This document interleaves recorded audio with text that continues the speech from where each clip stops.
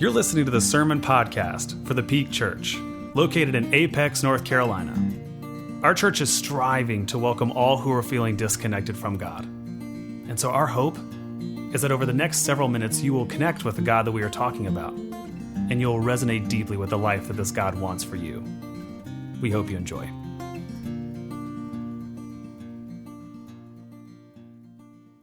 Well, friends, welcome back, those of you who were here last week, and welcome to those who are just joining us, either in person or online, for our brand new sermon series. This is week two of our brand new sermon series entitled Neighborhood Disciples. Neighborhood Disciples. This year, we felt really called to engage a very honest conversation on what it's like to live here in suburbia, right? The good, the bad, all that is sort of wrapped up in this very unique context in which we inhabit. You see, we thought that it would be really helpful to actually engage in a conversation around what does it mean not only to be a Christian, but what does it mean to be a Christian in a context like this?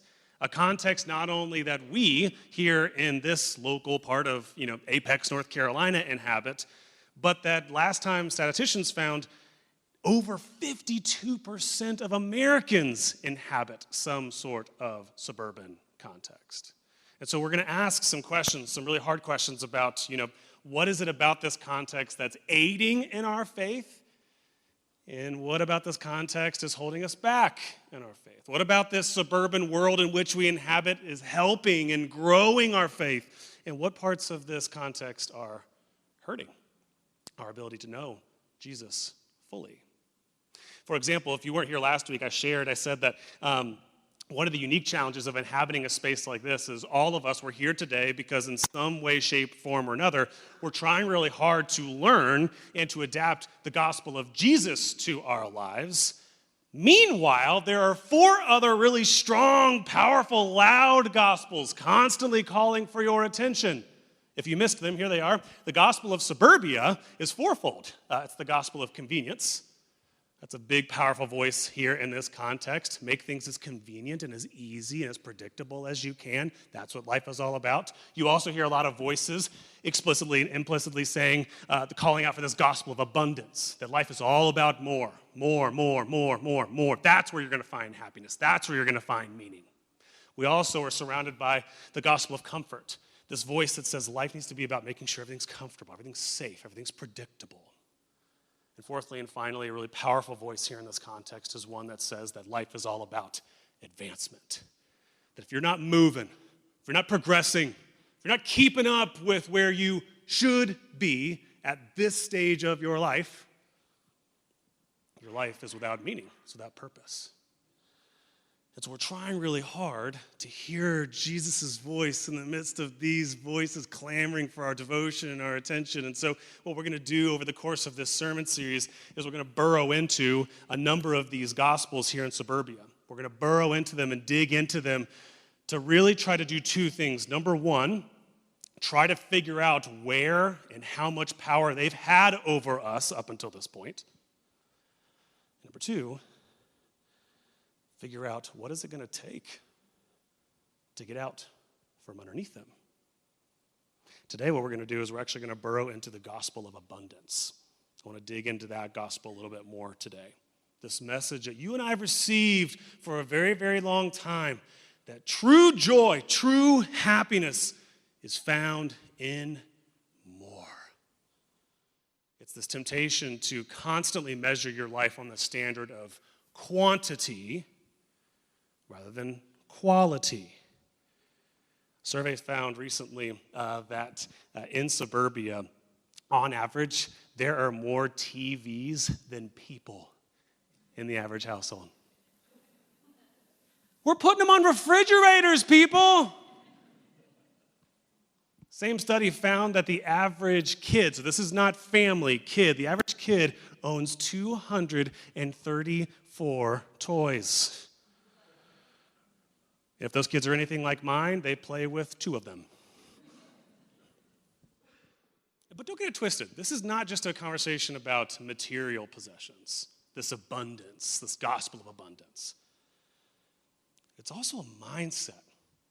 You and I have been programmed not just to acquire more, but to want to achieve more, experience more, be involved in more. We do this at work. We try to take on as many responsibilities as possible. We do this in our social lives. We try to acquire as many connections and relationships and friendships as possible. We do this even on the times when we shouldn't be, on vacation. My family, just to give you a little sneak peek as to how hard it's to be in family with me, this is a live shot of the itinerary I created for our last family vacation so that we can make sure to get it all in. Diane, you and I will be the sinners today. We will be the examples not to follow. It's all about more. It's all about more. And it's leading to this really complicated situation. Because you see, friends, here's how the formula goes. Any and every place where there's an overabundance of things, overabundance of activities, overabundance of opportunities, almost always, here's the human condition, overabundance almost always leads to overcommitment. And then that overcommitment almost always leads to overfunctioning. You're overextended, and now you're functioning beyond your limits.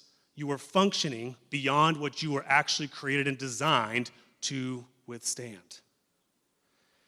And then this leads to a particular word that we've heard a lot more these last couple of years.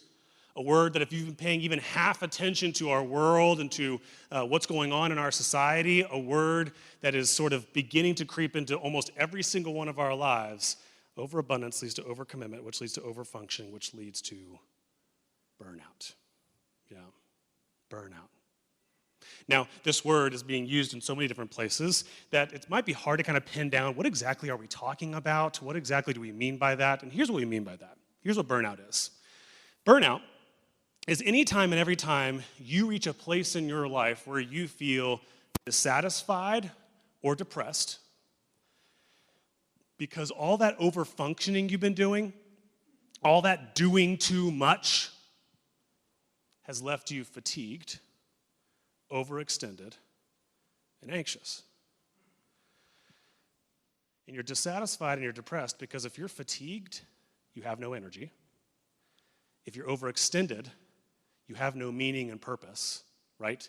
If you're overextended, you're not investing your life in anything. You're just sort of dabbling a little bit of yourself in 50 things. So you're not actually feeling a lot of meaning or purpose in what you're doing. And you're anxious. You have little to no joy in what you're doing or how you're living. And this is all over the place, man. This is all over the place. It's in the workplace. So we found this in a study last year that nearly 3 out of 4 workers in America said that they felt burnout on a regular to semi-regular basis. But it goes beyond just work.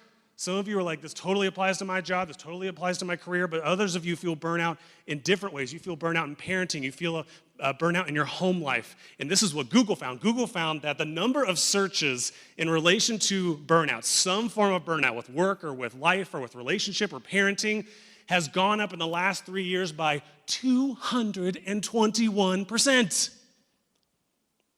It looks like this. So the chart, they've actually been keeping track of this word in its usage ever since 2004. And you can see, it like made a little blip there, and then it made a little start incline, and then it just shot up in these last couple of years. Which, by the way, it's really interesting to think about the culprit of all of this, or a really, really important observation about one of the culprits. Do you want to know? So right there, see by like 2008, see where it starts to climb? You want to know what was invented around then? It's probably in your pocket, or it's in your purse.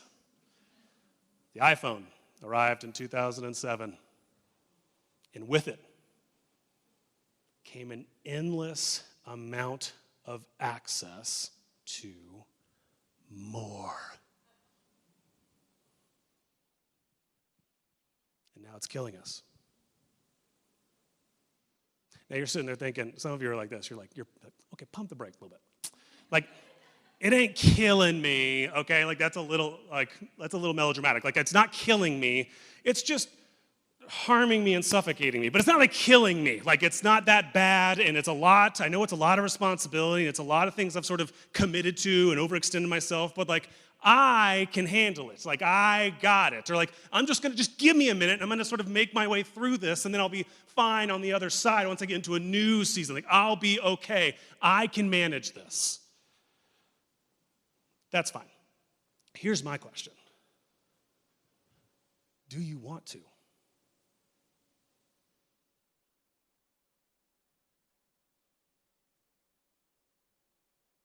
Do you want to?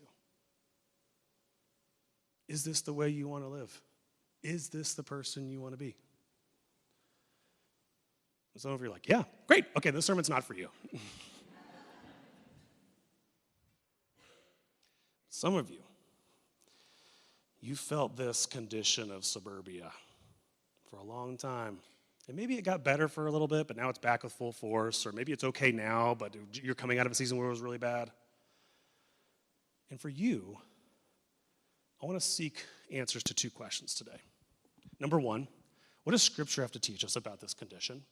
What does the Bible have to teach us about this condition of living beyond our limits, over-functioning, overextending ourselves? And number two, is there a different way?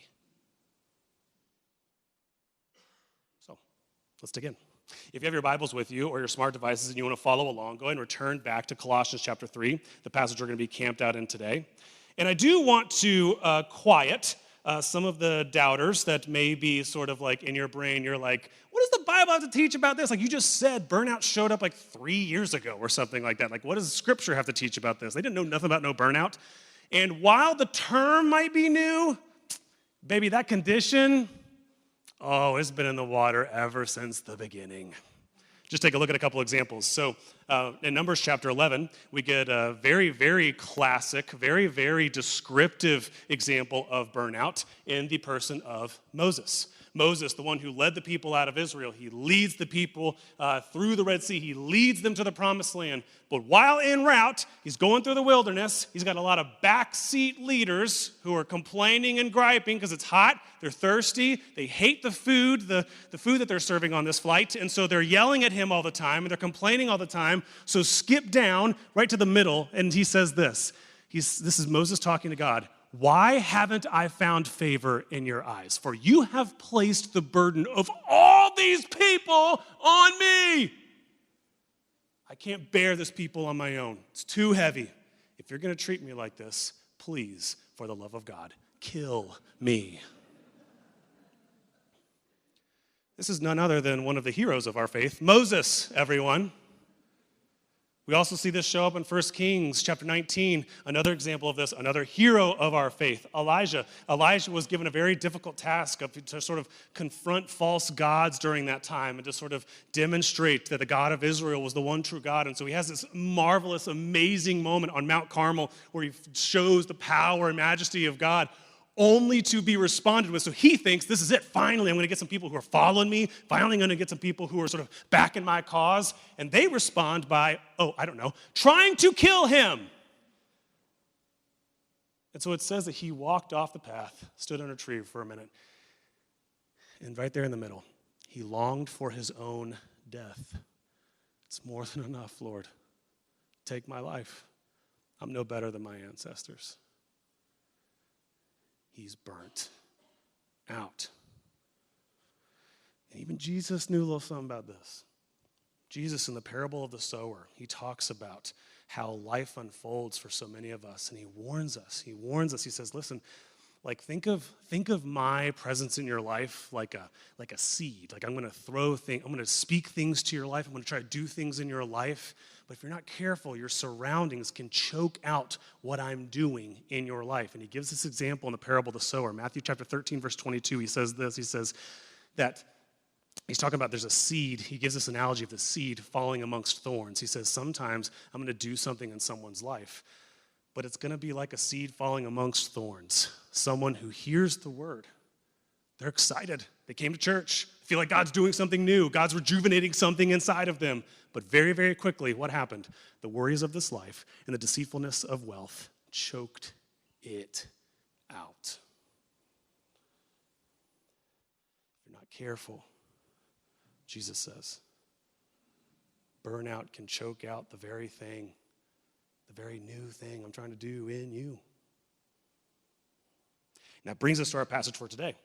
Now we get back to Colossians chapter 3. And friends, this is precisely why Paul ends his letter to the Colossians the way that he does. This is actually a typical custom of Paul. Whenever Paul would write letters to Galatians and to the Philippians, to all these folks, he would almost always end like one of the last chapters, or the second to last chapter would almost be this like summary of, okay, if you don't forget everything I said, if you forget everything that I told you, remember these key things, that this is what the Christian life is all about. The context back in a couple thousand years ago, yes. Was it very different than ours? Yes. Were their struggles slightly different than ours? Yes. But these people that Paul is writing to, they knew the pull, they knew the stress of having to deal with a marriage life or a relationship life and a friendship life and a work life and a faith life. They knew what it was like to spin all those plates at the same time. And so what he says here in Colossians chapter 3 is, amidst all those things competing and clamoring for your attention, don't forget who you're called to be. You're called to be people of love. You're called to be people of forgiveness. You're called to be people of unity. And then he says this in verse 17. He says, whatever you do, however you live, just please make sure, in speech or in action, do it all in the name of our Lord Jesus and give thanks to God the Father through him. What Paul is doing here is he's giving them a mission statement. He's saying, start asking yourself this question. Of everything you do, everything you spend time, energy, and attention on, is God in this or not? Is God in this or not? He's giving them a filter and saying, you and I as Christians are called to almost unfairly and disproportionately invest our lives in the things that do that over and against all the other things clamoring and calling for your attention and your devotion. And so, friends, this is precisely why last week, if you missed it, we handed these out. So, and they're in the lobby, by the way, as you leave here today, if you didn't snag one of these. One of the things we made available to you as we start this new year together are these Families on Mission manuals. And what this is it's a how-to manual, super practical, step-by-step, designed to help you as an individual or as a couple or as a family come up with your own mission statement. Figure out who it is you're gonna be. What are you going to be about? By the way, if you have examples of this, like if you come up with some drafts of these, send them in. We'd love to see them. Here's mine. I shared this last week. Here's a little sampling of our draft of where we're at. We're still sort of working through it, and we're still trying to sort of come up with some, make it full and make it the one we want it to be. But right now, the Meier family, this is who we want to be. As we've had conversations, we want to be a family that follows Jesus into a life of growth, fun, friendship, generosity, and servanthood. And the gift that this offers to us, maybe you're not into mission statements and all that, that's fine. But the gift that this offers us is it helps us understand who we're going to be and what we're going to be about so that we now know what are the things we're going to do and what are the things that don't align with this at all. So we're not going to invest time, energy, money, and all of that into it, no matter how loud the voices are. You see, this is a relatively new journey for our family. We've been doing this for the last couple of months, like really trying to take serious this call to figure out, God, who have you called us to be, and how do we make sure as much time and energy is pushed and pulled into that as opposed to all the other things calling for our attention. This is a relatively new journey for our family, but this is a journey I've been on for a little bit longer. For those of you who are new here to our church, if you're new here to the Peak, you might not have been around last summer when this happened. But last summer, I took my very first sabbatical. I was gone for 5 weeks, and really the purposes were twofold. Number one, I wanted to take up river dancing. And number two, I'm just kidding. Okay, some of you were like, oh yeah, well, I think that's true. Number two, took sabbatical because I realized about this time last year that even before COVID, I had been redlining for a lot of my life. I'm not a car person, so I don't really know much about this analogy, but redlining is apparently when your car's right at the max level of RPMs before your engine blows up. If you need any more information about that analogy, you're gonna have to ask someone else. But that's my life was there most of the time. Most of the time, even before COVID, it was there. I was always trying to do as much as I could all the time. And I'm just gonna be honest with you. About a year and a half ago, it got so bad that it got to a place where for the first time ever in my pastoral career, I contemplated leaving this work. It's the first time that thought had ever crossed my mind. I thought maybe I'm not supposed to, maybe I can't do this. And so part of what that sabbatical was designed to do was it was meant to be a space for me to think through not what I'm going to do, but how I'm going to do it. Again, this was a really unnerving experience for me a year and a half ago because up until that point, I had never envisioned my future doing anything else. I got no other marketable skills. I can't go sell shoes or something. There's nothing else out there for me to do. And so when I reached my sabbatical, I said, I'm going to figure out, I'm not leaving, I'm going to figure out not what I'm going to do, I'm going to figure out a different way to do it. And so what I received in and through that experience was a word that now became my word for 2023. You ever seen these Instagram influencers who are anybody, what's your word for the new year? What journey are you going to go on personally? Let's talk about it. So my word for 2023 is simplicity. It's simplicity. Don't you just love that journey for me?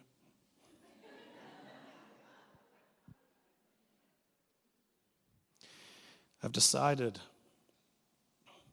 that this season is going to be one where I drastically simplify my life only to the things that matter most to me.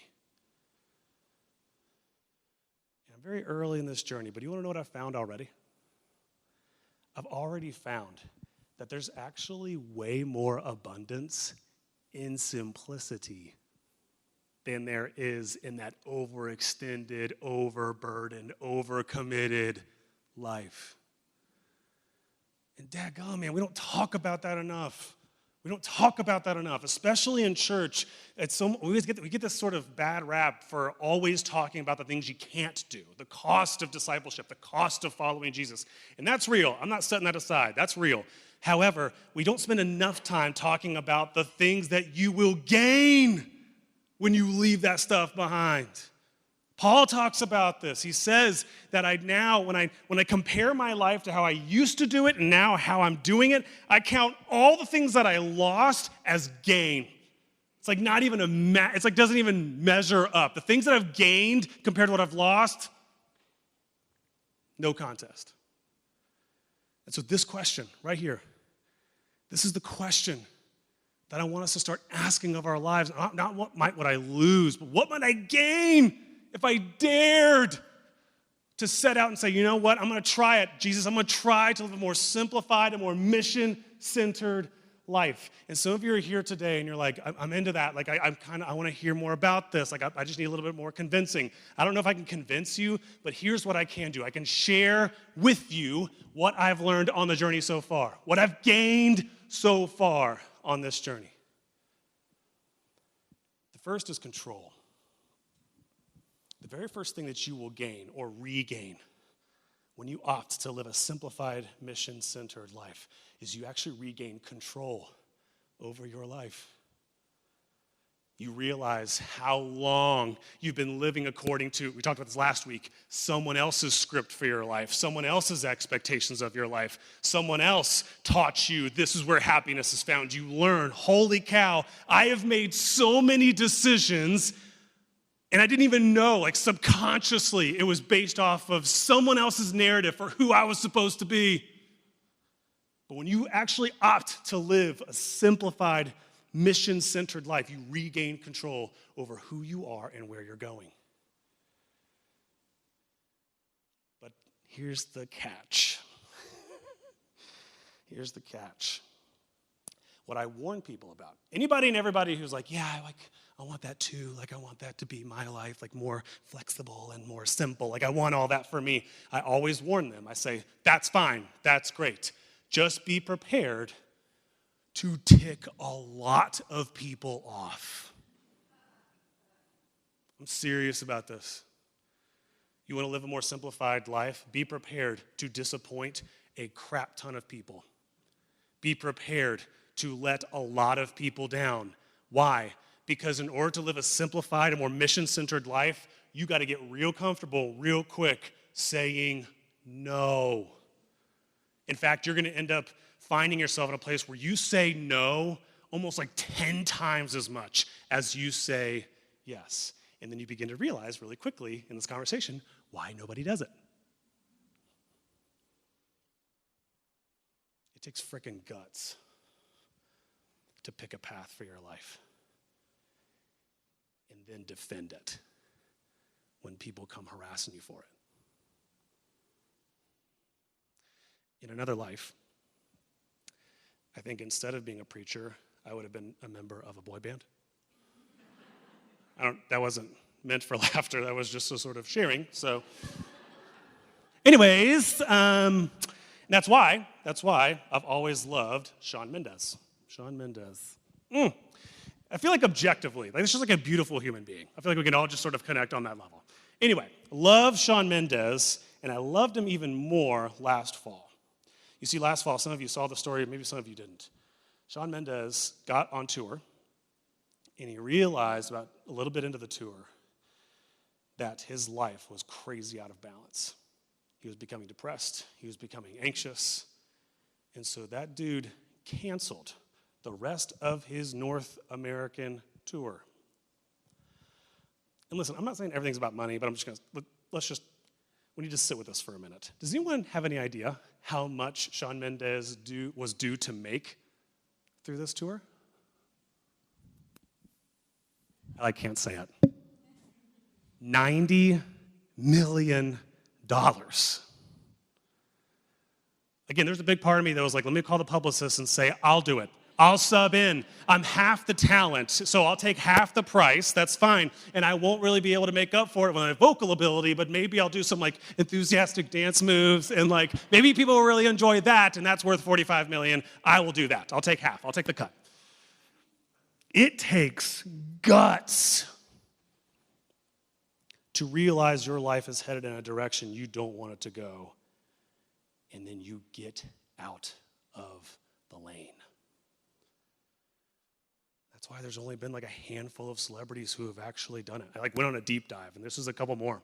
Maybe you knew, maybe you didn't know, who left fame altogether, sometimes at the height of their career, because they were finding that life in this lane was out of balance, it was out of character, and they were becoming someone they didn't want to become.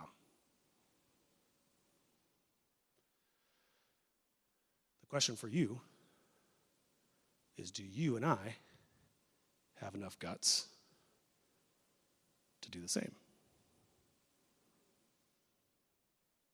So the first thing that you'll find if you dare to live a life of simplicity and mission is a life of control. You'll regain control. Second thing that you'll gain, so far I've found, is you'll gain a life of rest. You'll regain rest. You'll regain fun and enjoyment in your life. Friends, one of the things that we need to extrapolate from the Ten Commandments is that very early on in the Christian story, by God making Sabbath one of the Ten Commandments, God was saying to humanity, I have built you and designed you in such a way where you and I need rest. You need time and space. You need margins in your calendar where you can actually just be. We resist that so much. Earlier this week, we had the opportunity to celebrate my son. It was his 6th birthday. Here's a picture of us at his birthday. Amongst all of his birthday wishes, he says, I want to take no serious pictures. We're like, okay, that's a weird request, but okay, fine. So we have no serious ones. This is it.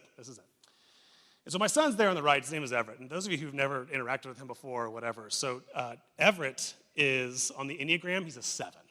He's a 7. Now some of you are like, I don't know, people have been talking about this Enneagram thing. I don't understand what this means. Hold tight. In Lent, we're going to do a sermon series that sort of introduces you to the Enneagram. So stay tuned there. But on the Enneagram, Everett is a 7. And what a 7 is an enthusiast. Okay? An enthusiast. Here's what that means. In a world of people who constantly ask the question of why, my son asks, why not? Yeah, dude, I'm sorry, you can't have candy for breakfast. Why not? You actually can't jump off of the roof onto our trampoline. Why not? No, you cannot drive my car. Why not? I don't know, you just can't. And so Marie and I have this conversation about him all the time that if we're not careful, one of the temptations, one of the urges to react to him is if we're not careful, one of the temptations we have is to squash it. Why? Because why not people are not convenient. They're certainly not the people you want around when you're trying to get like in the productivity sort of space, right? Great for creativity. We have this conversation on the regular because we don't want to fall into that temptation. Because what we've begun to understand about our son is that Everett and every why not person sent to us is sent to us by God. Sent to us by God to remember that if you're not careful and if you're not mindful of the impact and influence this suburban mindset can put on you. If you're not paying attention, you will wake up one day and you will find out that you consumed a life rather than enjoyed it. You'll wake up one day and you'll realize that you just spent all of your time using other people and using other experiences instead of stopping and savoring them. You'll wake up one day and you'll learn that you did a really good job performing a life instead of actually living one. And so, friends, if you don't have why not people in your life, find them. Find them fast. The third and final thing that I think you'll find if you dare, if you're willing to opt for a more simplified, a more mission-centered life, it's not just control, it's not just rest, but you'll actually find healing. You'll find healing. Now that sounds kind of confusing at first blush. Like you hear that and you go, oh, I actually didn't think that was the third thing you were going to say, that I was going to gain that from a life of simplicity, a life of healing. That's kind of weird. And I'll explain. You see, what I know of my own life is that one of my favorite tools that I use to distract myself and distract everyone else from what's really wrong with my life is busyness. It's my favorite go-to tool. The more busy I am, the less I have to think about what's actually going on in my life. And so maybe for you, this is a mistake in your life that you regret and you carry a lot of shame about. Or maybe for you, it's an addiction or a destructive habit. Maybe for you, it's an insecurity that you've been carrying around ever since adolescence. I don't know. But busyness is good at distracting you and everyone else from the thing that's actually wrong. Probably the best known example of this, this word, overcompensation, is this. Whenever you drive up to a red light and you see this, what's the first thing you think of? Now, this is church. He could be compensating for a lot of things. So we're just going to move on. We're going to move past it, okay? But what we see when we see this is someone who's trying really hard to find external things to distract you, to shield you from seeing what's really wrong, what I'm really afraid of. And you can make fun of that dude all you want. You're probably going to pass him on the way home today. Anyway, you can make fun of him all you want, but here's the reality. What I've found is that how this dude looks to me is how I must look to God whenever I walk around touting about how busy I am. I'm sorry to break it to you, but you don't look cool bragging about how little sleep you get, how overextended you are, how overcommitted you are. A recent study found that most parents actually don't have time to read a bedtime story to their children. Like, that's not, you don't look cool. We don't look cool doing that. You know what we look like? That dude. We look like people who are desperately trying to fill our lives with so many things so that we don't have to actually be confronted by the thing that actually needs healing, needs wholeness. And so it's a two-part question. Number one, what are you running from?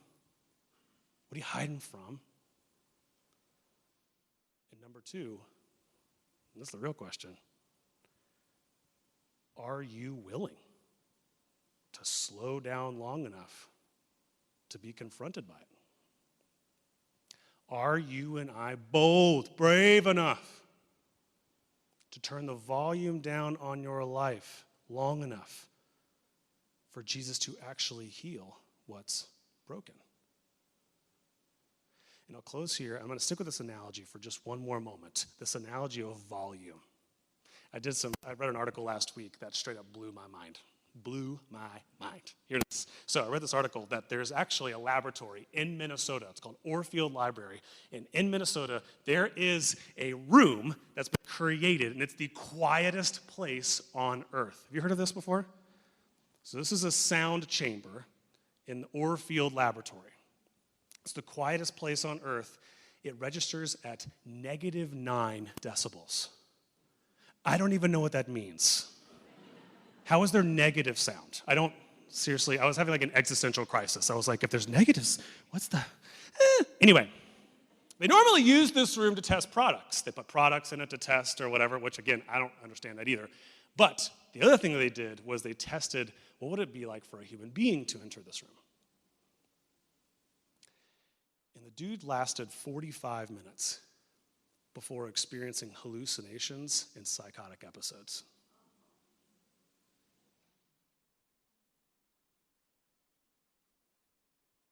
What does it say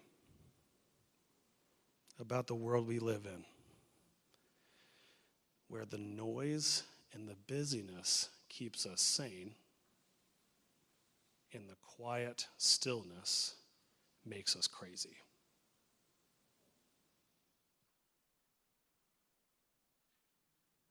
What does it mean that this is normal?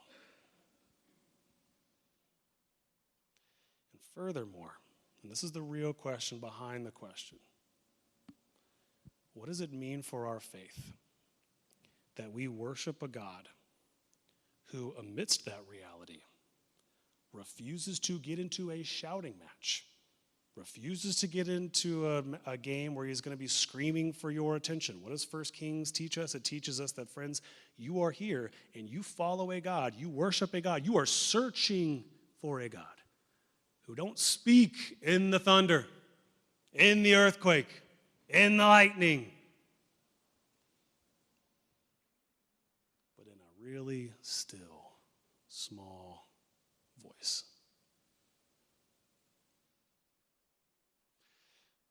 What it means is what the Apostle John taught us, that, friends, the only path to more of him is less of all this. Thank you for listening to the Peak Podcast. Make sure you subscribe wherever podcasts can be found. For more information on how to get connected with our church, please visit us at thepeakchurch.org.